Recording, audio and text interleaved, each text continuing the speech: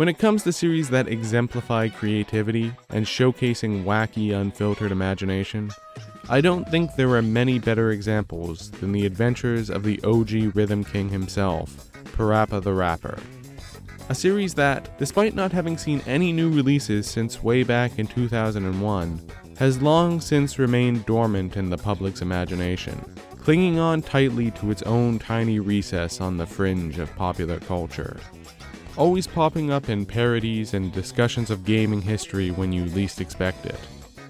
For context, it's a series of rhythm games in which you play as PaRappa, a rapping dog who freestyles his way through an endless series of bizarre, surreal scenarios, and a franchise that has really left an impression on the hearts and minds of its fans, even after 25 years, and is currently experiencing a sort of mini revival in interest, through all sorts of recent memes and mods that have been made in tribute to this little guy.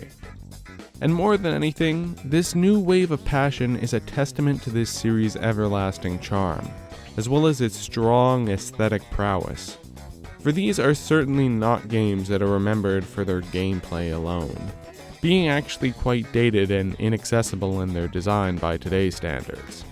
Nor are they games with much of a shelf life, all being notoriously short with practically no competitive scene or modding community to speak of either. In short, the PaRappa franchise is one that is remembered almost exclusively on the basis of its absolutely banger music, charming characters, and just the sheer unfiltered force of its imagination and originality. It's a series that was at its peak when it was fully embracing new ideas and experimentation, and quickly began to shrivel once it began conforming to its own pre-established conventions. And on top of all this, it also has a very unique history. And so, looking at it from a strictly aesthetic perspective, I'll be documenting the visual and musical history of each of the core games in this series, giving my thoughts on each one and hopefully providing some context as to why this great series ultimately fell through. So, sit back, enjoy, and if you love video game art like I do, be sure to check out my many other videos on the subject and subscribe for more on the way. But without further ado, let's cut straight to the core content, beginning with the game that started it all.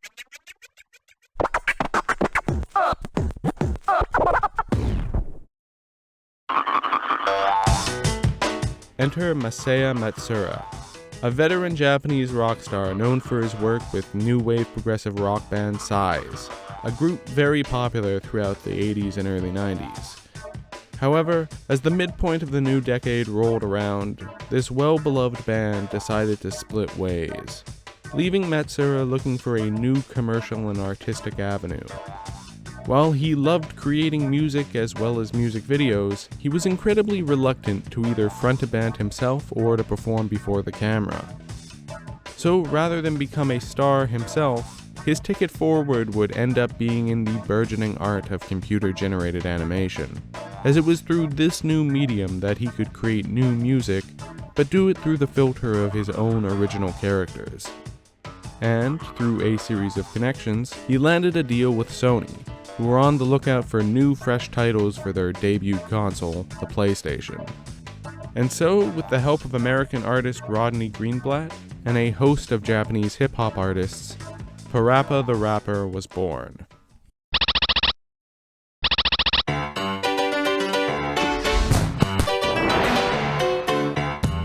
On a very surface level, PaRappa is a pretty standard rhythm game, in which you press the correct buttons in time with the music, with the game's experience being broken into a series of 6 episodes, each of which begins with a story cutscene where PaRappa tries to win over the affection of his crush Sunny, and ends with him learning a new skill by rapping in a call-and-response style song, alongside a teacher such as Chop Chop Master Onion or Cheep Cheep the Cooking Chicken.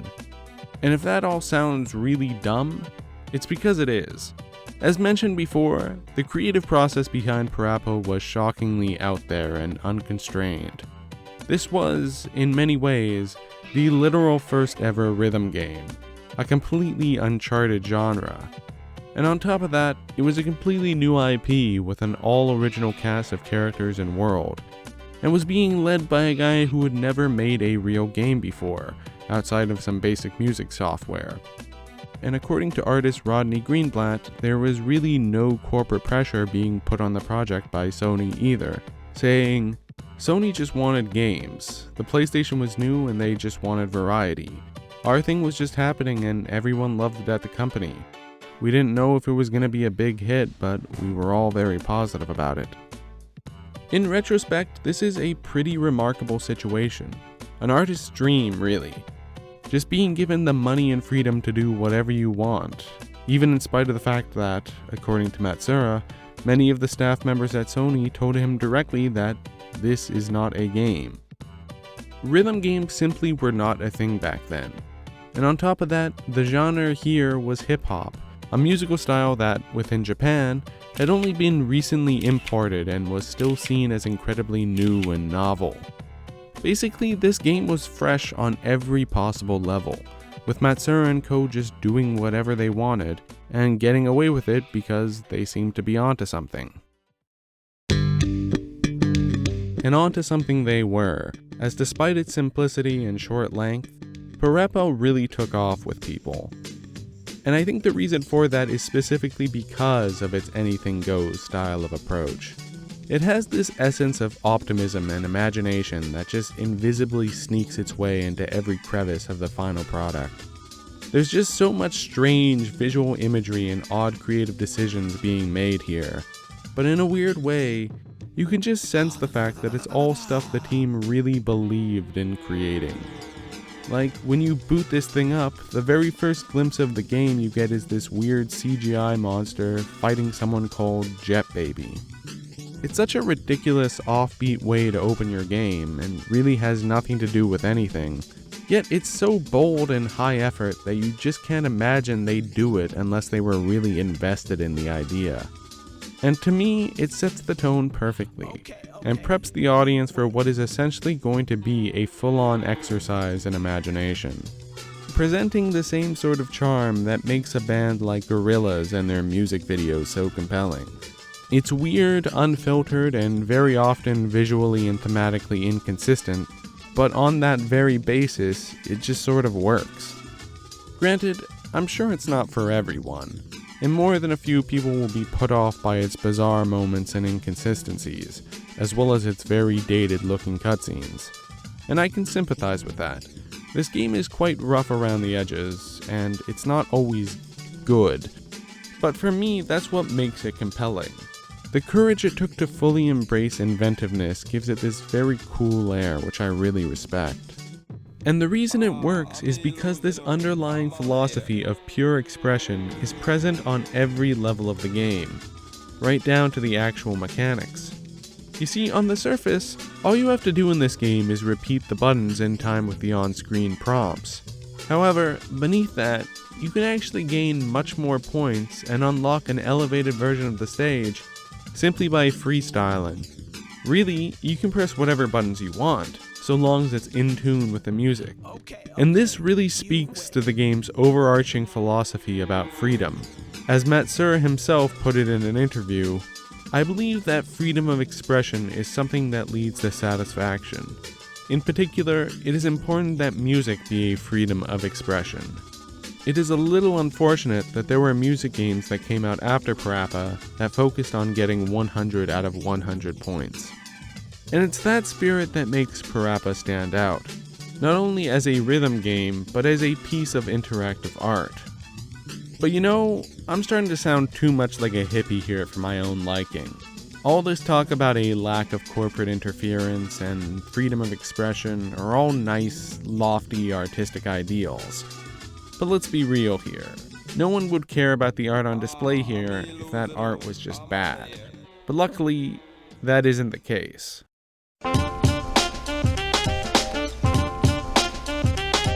Listen, you can't talk about PaRappa the Rapper without talking about its music. And you know what? It still slaps.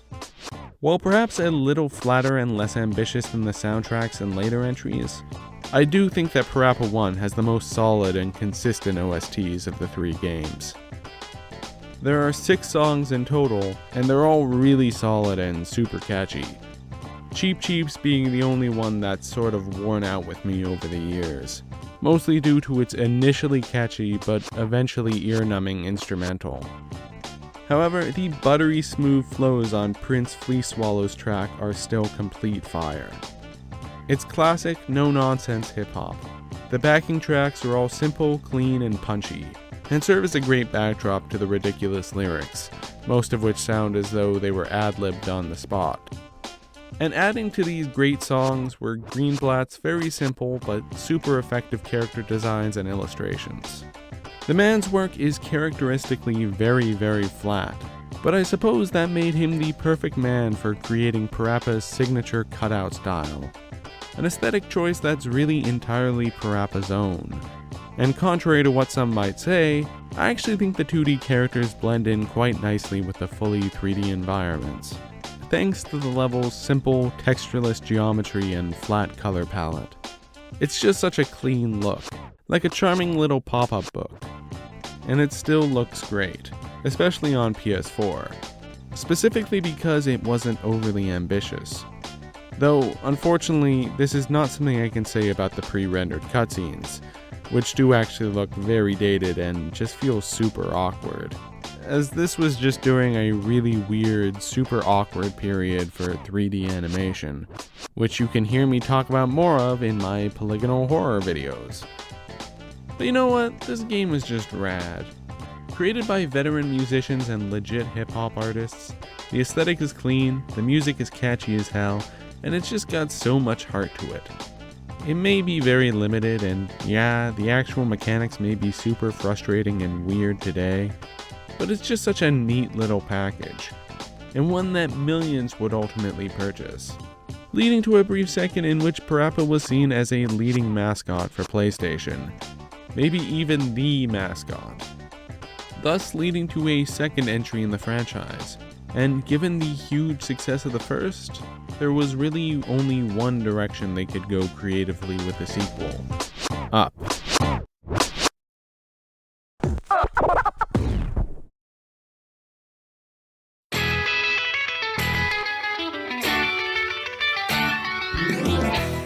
Though often overlooked, aesthetically speaking, UmJammer Lammy is by far the best game in the series. Take whatever ambition and energy you had with the first game, put it on Adderall, and you get this. A project which is twice as big yet just as creatively inspired. Which is clear just from the premise and title alone. Matsura did not want to settle for just a PaRappa the Rapper 2. He wanted to continue making something new and exciting.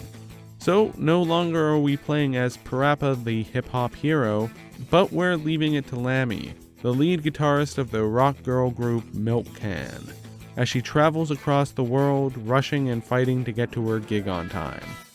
And this meant Matsura and co would be tackling an entirely new and much larger genre. At this point in history, rock was an old, highly diversified style of music, with a million subgenres under its belt.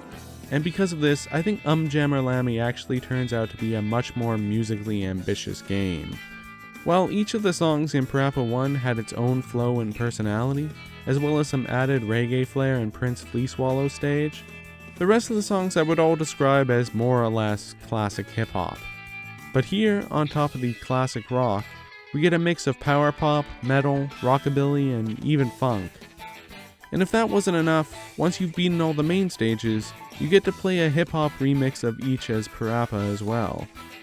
And there are some bangers amongst these 13 songs. Though I will say, I think the soundtrack is overall a bit less consistent than its predecessor. While Fire Fire and Gotta Move are two of my favorite songs in the entire franchise, Power On, Power Off, and Flight Fright never did it for me. And the PaRappa songs are equally hit and miss. Though I'm sure many people feel very differently than I do. And that's fine, I'm not here to pull an Anthony Fantano. But if nothing else, UmJammer Lammy's soundtrack wins through the sheer quantity of tracks present.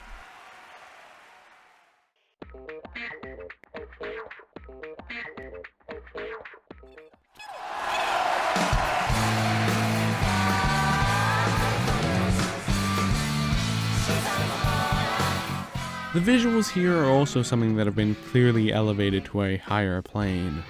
For one thing, it's just a technically more impressive game. The sense of scale is much larger, and there's a lot more going on with the in-game camera work as well, taking on much more unique and dynamic angles than the first game, which for the most part stuck to a fairly conservative head-on approach. I also think the context and scenarios behind the songs are more creative this time around as well, with stuff like Lammy going to hell and having to co-pilot a commercial jet alongside a bipolar airline pilot. It's more inventive stuff. When PaRappa went into freestyle mode in the original, most of the time the teacher would just fly away, leaving PaRappa alone to do his thing. But here, Lammy tends to go a lot crazier, propelling herself in the air with a fire nozzle, launching herself into space, and swirling around in a psychedelic vortex for good measure. And speaking of psychedelic, this game really goes hard into colorful seizure territory, just constantly throwing these intense visual backdrops at you, such as in Stage 3, which straight up dives into Colorball Wonderland. And as for the cutscenes, well, there are moments here that border on the experimental. It's really heavy-handed stuff, in a good way. UmJammer Lammy maintains the original game's style and do anything, go anywhere approach, but just goes 10 times harder with it, and I love it for that. Plus, it's just technically more sound, while still occasionally uncomfortable. The pre-rendered cutscenes in general look and feel much better here, and the menus are indisputably a million times better than the original game's lackluster UI. It just feels like a much denser and more exciting product. Unfortunately though, despite this game's achievements and its fully realized ambitions, UmJammer Lammy really just didn't sell as well as the first game. Not terribly, but just not as good. And while I love Matsura's choice to do something completely unexpected and go with an entirely new star character, I do think changing the title from PaRappa to Lammy probably hurt the game's marketing in a very direct way. And so, from a corporate perspective, the only choice moving forward would be to do another PaRappa game. And now there were 2 games in this series, thus making it a franchise. And franchises need to be maintained and protected on a level that new IPs don't. Additionally, moving forward they would also now be developing on a different system, as Sony was preparing to launch the PS2. Suffice to say, the situation going into PaRappa's sequel was going to be quite different. And personally, I think it shows.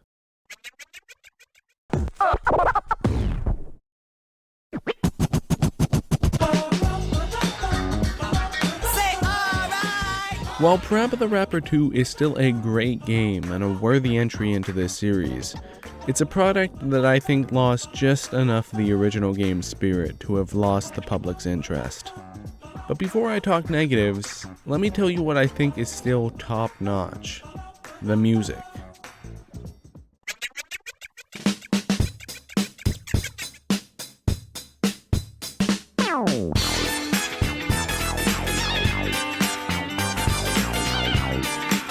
While this may be PaRappa the Rapper, Matsura, showing his continued desire to innovate and try new things, ended up going with a distinctly more R&B sound for this game. This time mixing in influences like disco, funk, Motown, and soul, meaning the backing instrumentals are a lot funkier this time around, and feel as though they have much more weight and prominence in the final mix of the song. And I'm here for it. Personally, this is my favorite of the 3 soundtracks, and a lot of that comes down to personality.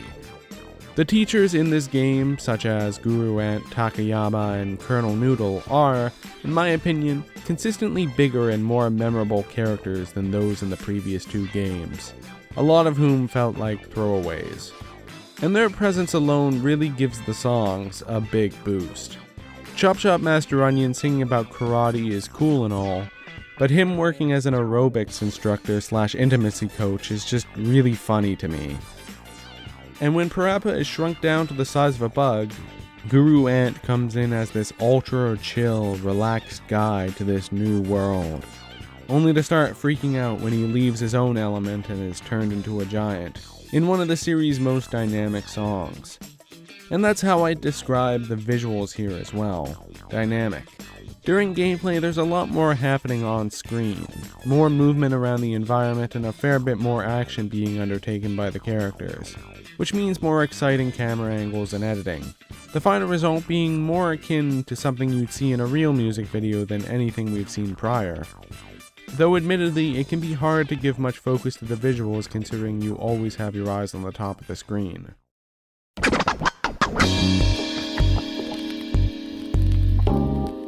And this segues into the elements of the game that I'm not too keen about, specifically the art direction.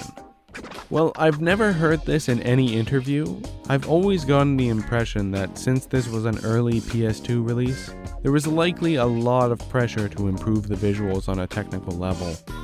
And you see this in the fact that there was now shading on the character models and environments, as well as realistic dynamic lighting, and a lot more prominent use of in-game 3D models.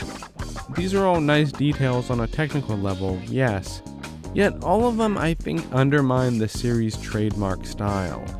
That classic look where everything appears flat, cohesive, and popping. It doesn't look as much like a pop-up book anymore.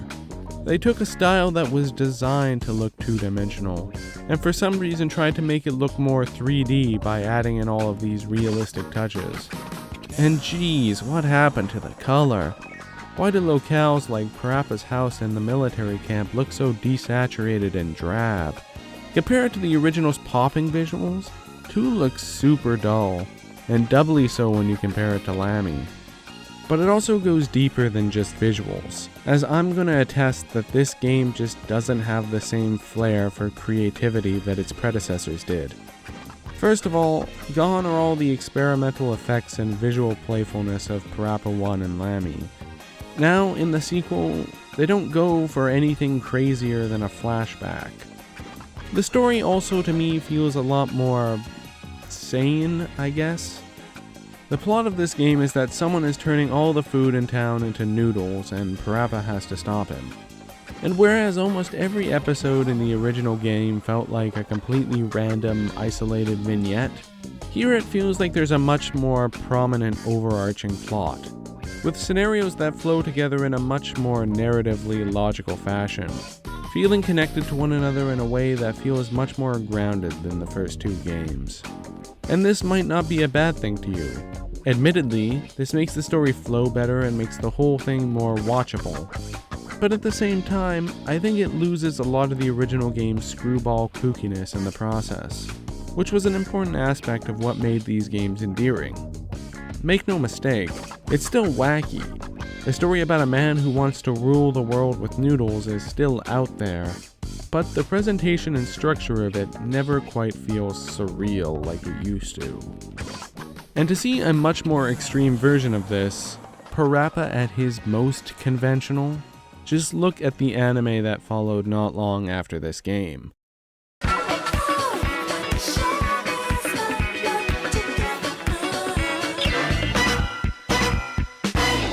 Now, I really shouldn't be too hard on this show because it's very obvious that it was made for young kids, but regardless of who the audience was intended to be, I think the show really failed to capture the spirit of the original games.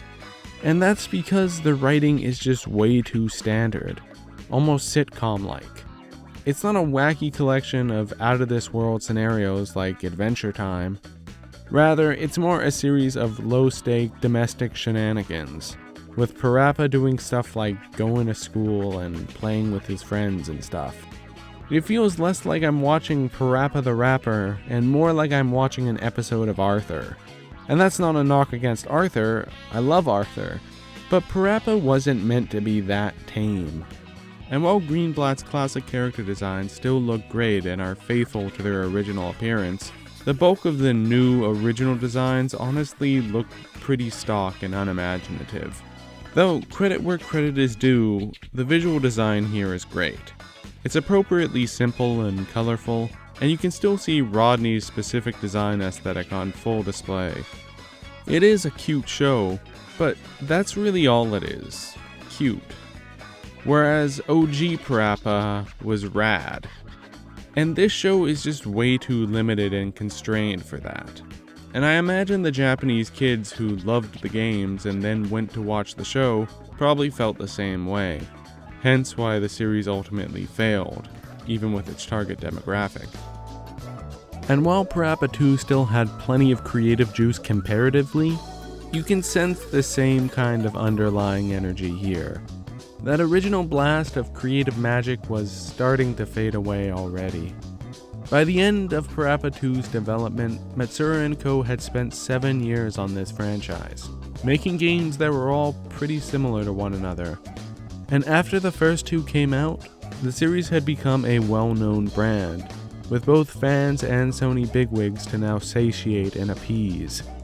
And while I can't confirm this from him personally, I imagine Matsura was probably feeling a lot more constrained artistically as a result, and just naturally burnt out on top of that. Illustrating this, Greenblatt went on record to say, "Matsura was the father of the game, but it sort of felt like he wanted to do other things, have a different family with different kids." After the pretty average sales and reception to PaRappa 2, the corporate higher-ups at Sony likely didn't see much of a future for PaRappa, and personally, I don't imagine Matsura was pushing too hard to try and convince them otherwise. But this is just speculation. And to be honest, even if the higher-ups at Sony had mandated more games, I imagine the series probably would have burnt itself out by the end of the PS2 era. Commercial fatigue and artistic stagnation are rarely a winning combo. Either way, PaRappa 2 unfortunately marked the end of the series, just as it seemed it was getting started. Though on a positive note, Matsura has since remained in the industry, conceiving and developing a bunch of new games on and off over the years, including the very interesting Vib Ribbon titles. He even got to work with Rodney again in 2009, who himself continues to work today, operating his own store in Catskill, New York, and regularly updating his art blog, which I'll link below. But as for PaRappa himself, unfortunately in the past 20 years, his sole official appearance since has been in the platform fighter PlayStation All-Stars Battle Royale, something Matsura himself even went on record as to not be too thrilled about. And I don't blame him. While I personally may have a weird soft spot for this game, it was, by all accounts, a soulless calculated attempt from Sony to try and make a profit off of its dormant IPs. And frankly, PaRappa is better than that.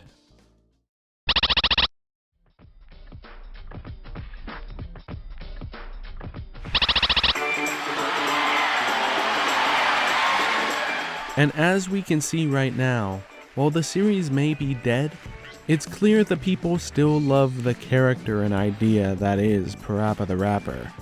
Rhythm games live and die by their aesthetics and music, and on this basis, PaRappa continues to live on. And hypothetically moving forward, as long as the music and style is there, I don't think anyone doubts that a new PaRappa game would be critically successful.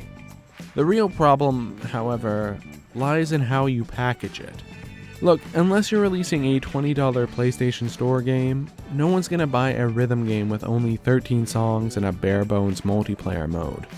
Games like Rock Band with their massive track list have left the public spoiled.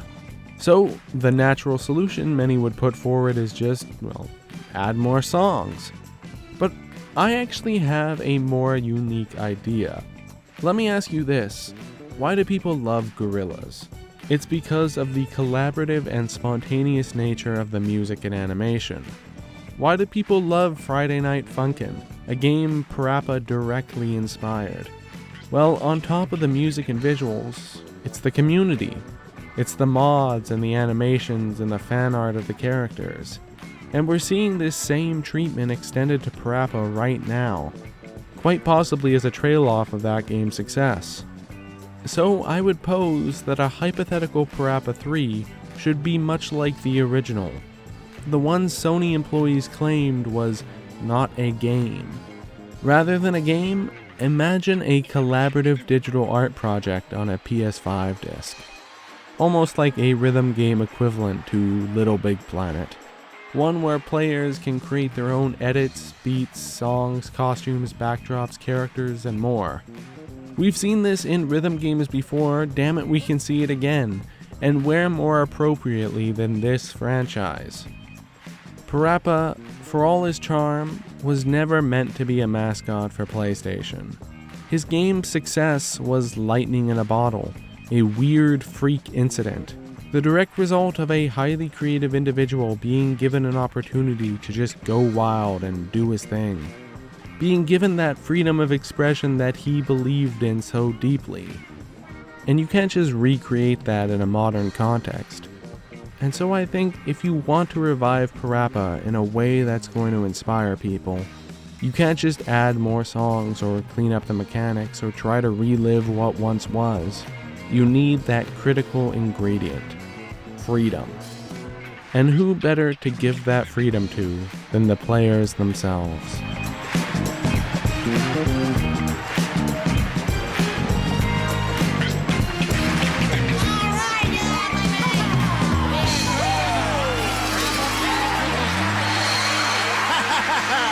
Yeah, PaRappa, was that a party?